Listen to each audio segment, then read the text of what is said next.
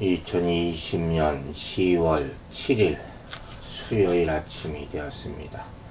우리가 함께 볼 말씀은 창세기 43장 7절부터 14절까지 말씀입니다. 자, 창세기 43장 7절 말씀부터 보겠습니다. 그들이 이르되 그 사람이 우리와 우리의 친족에 대하여 자세히 질문하여 이르기를 너희 아버지가 아직 살아계시느냐 너희에게 아우가 있느냐 하기로 그 묻는 말에 따라 그에게 대답한 것이니 그가 너희 아우를 데리고 내려오라 할 줄을 우리가 어찌 알았으리까. 야곱에게 지금 아들들이 계속 변명하고 있는 장면이죠. 그들이 이르되 이렇게 얘기하는 걸로 봐서 지금까지는 르우벤과 유다만 야곱에게 얘기하고 있었잖아요.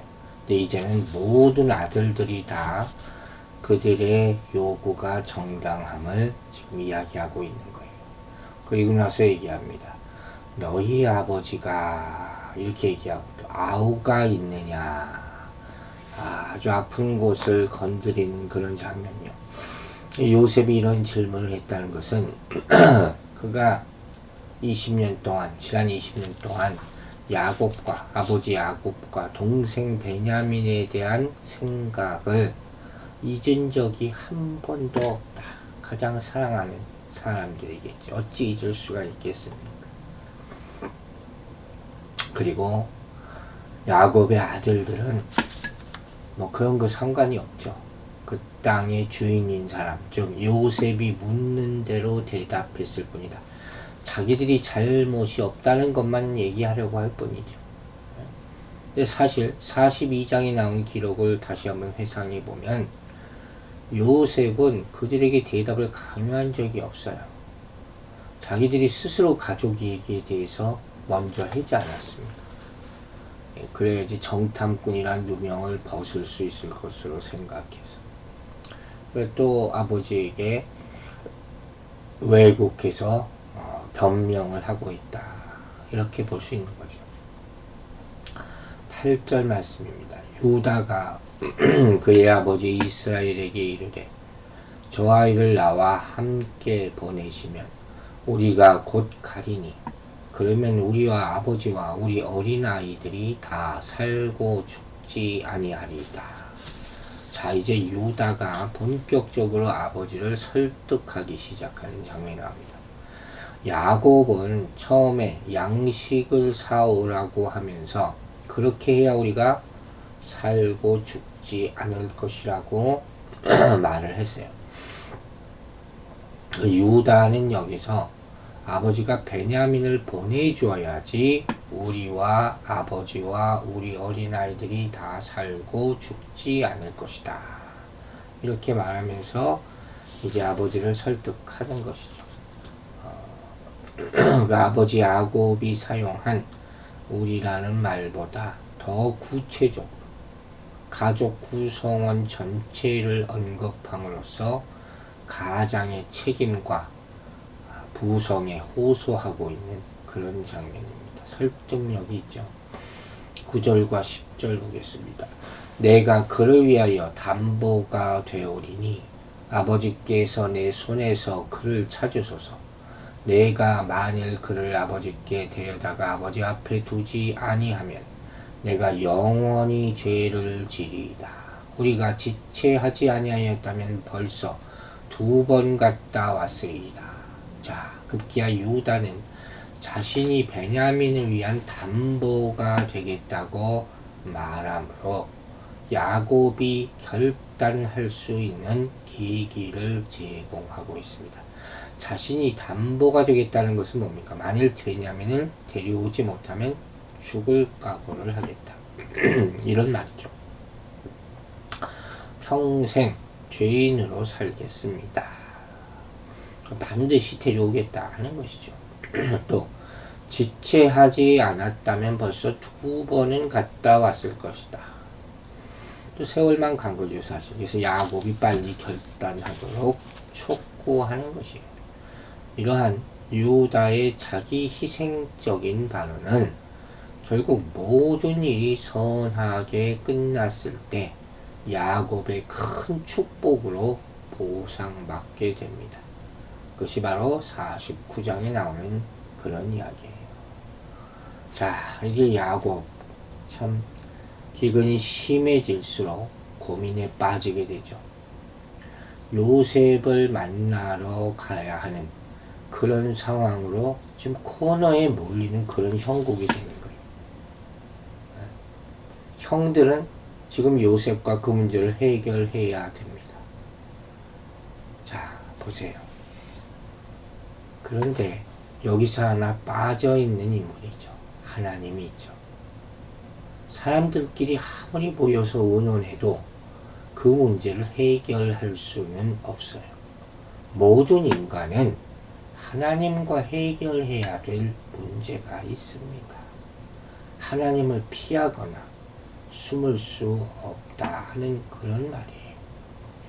이번에는 또 유다가 아버지를 설득하지 않습니까?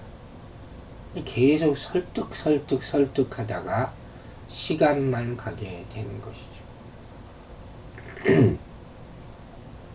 어쨌든 이런 유다의 적극적인 모습, 이것은 이 요셉의 상처를 회복하게 하는 그런 제물이 된다고 할 수 있죠.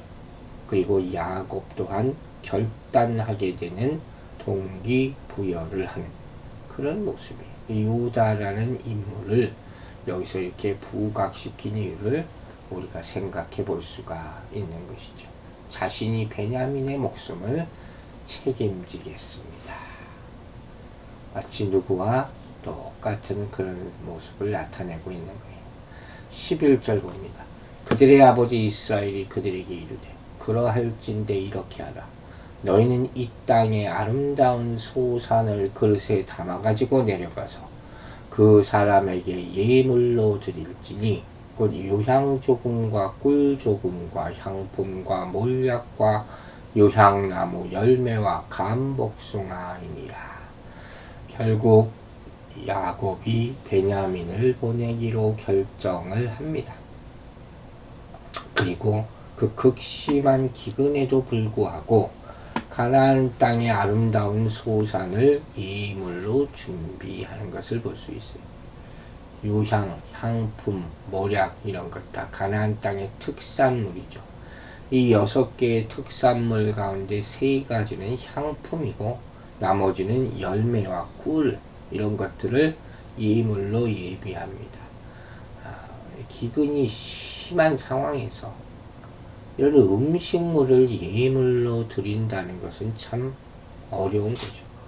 성의를 보이기에 정말 가장 적절한 것이다 하는 것을 정성을 나타내는 것이죠. 그런데 이 모습 가운데 떠오르는 장면이 하나 있죠. 예전에 이 밧단 아람에서 야곱이 돌아올 때 형 에서를 위하여 예물을 준비했던 것, 죽을까봐 준비했던 것, 그 모습을 또한 상기시키는 그런 장면이에요. 야곱은 여전히 자신이 가지고 있는 것으로 위기를 모면하려는 그런 모습을 아직도 보이고 있는 거예요. 12절 보겠습니다. 너희 손에 갑절의 돈을 가지고 너희 차로 아귀에도 도로 넣어져 있던 그 돈을 다시 갖고 가라. 혹 잘못이 있었을까 두렵도다. 야곱은 돈도 생각하죠. 그것과 합쳐서 갑절로 가져가라. 이제까지 아주 쓰지도 않았던 것 같아요. 이 지난번에 그냥 먹은 식량값, 또 다시 사고자 하는 양곡의 값, 그 해당하는 돈을 합쳐서 다 가져가라는 것이죠. 혹시 이 돈 때문에 베냐민에게 무슨 일이 일어나지 않을까 두려웠던 거예요. 그 마음이 계속 있는 것이죠. 혹시 이 곡물을 관리하던 애굽 관리들의 실수로 이런 일이 일어났다면 다시 갖다 줘야 될 것이고, 또 그거로 말미암아 야기될 어떤 문제도 방지하기 위한 준비라고 할 수 있는 것이죠. 좀 세미란 것은 분명합니다. 13절에 내 아우도 데리고 떠나 다시 그 사람에게로 가라. 자, 드디어 야곱의 입에서 베냐민을 데려가라는 허락이 떨어집니다.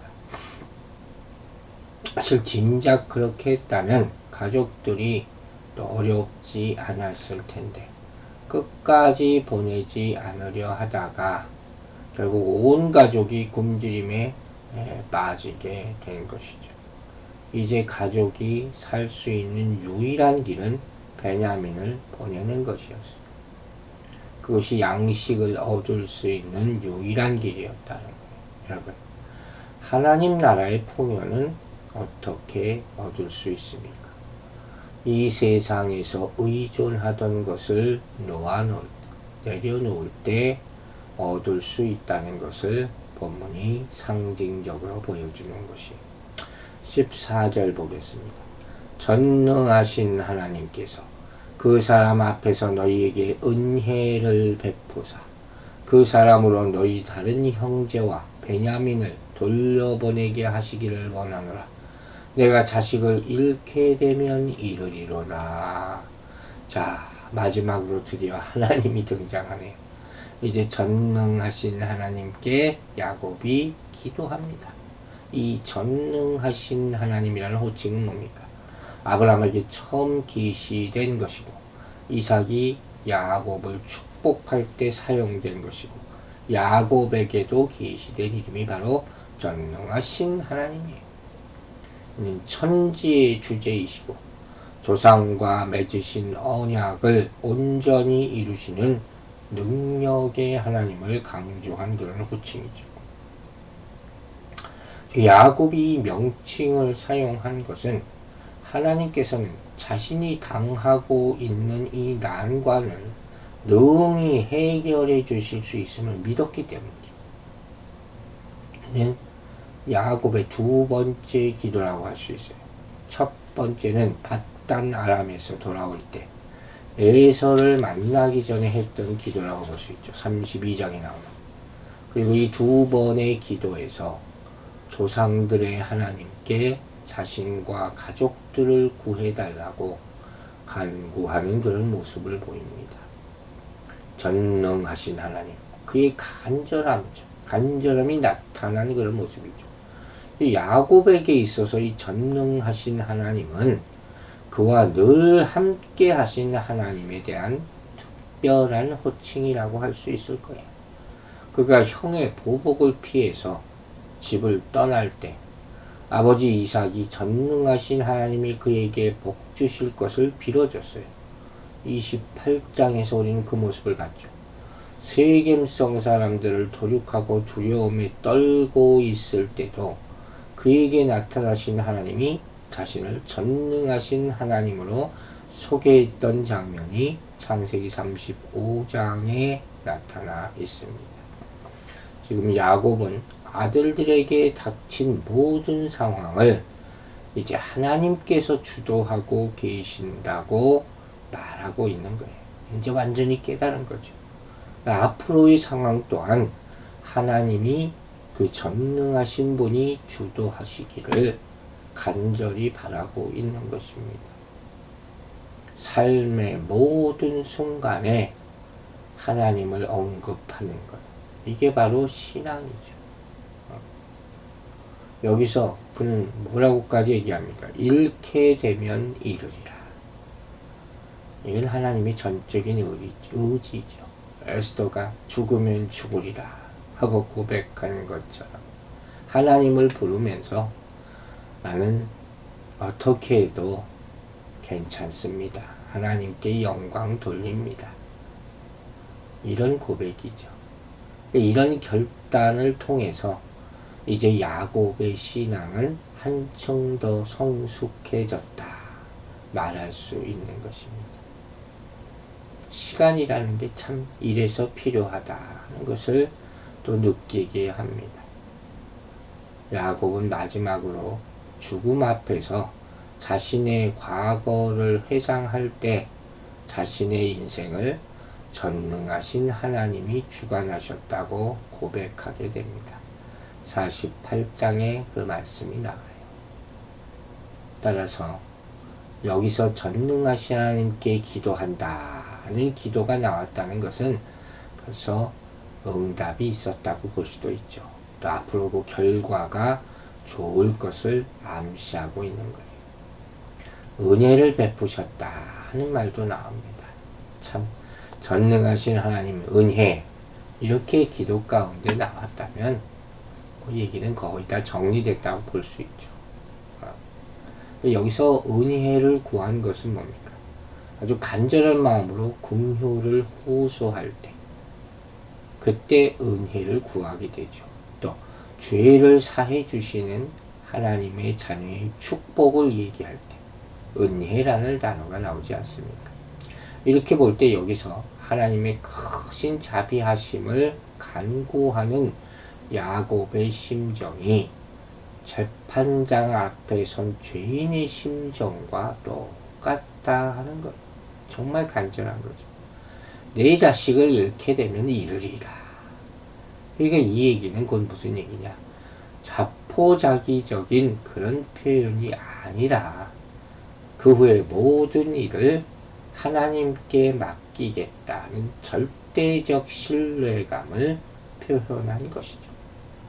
또 어떤 경우에서든지 그 결과를 자신의 신앙으로 수용하겠습니다 하는 의지의 표현이라 할 수 있는 것입니다.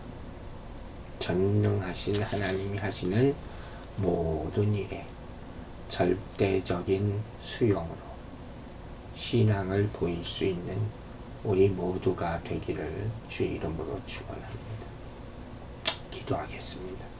아버지 하나님, 오늘 이 아침에 우리가 전능하신 하나님의 이름을 부릅니다. 당신의 계획과 섭리와 우리를 사랑하심 가운데 우리의 인생이 놓여 있음을 고백하오니 우리를 주님의 손으로 붙들어 인도하여 주시옵소서. 야곱이 깨달았듯이 지금이라도 늦지 않게 깨달아 알게 하여 주시고 우리가 사람의 생각과 사람과 사람의 만남과 그 사이의 말들로 문제가 해결될 수 없다는 것을 크게 깨닫게 하시고 이제 전능하신 하나님의 손에 모든 것을 다 맡겨 하나님의 형통함을 이룰 수 있도록 도와주시옵소서.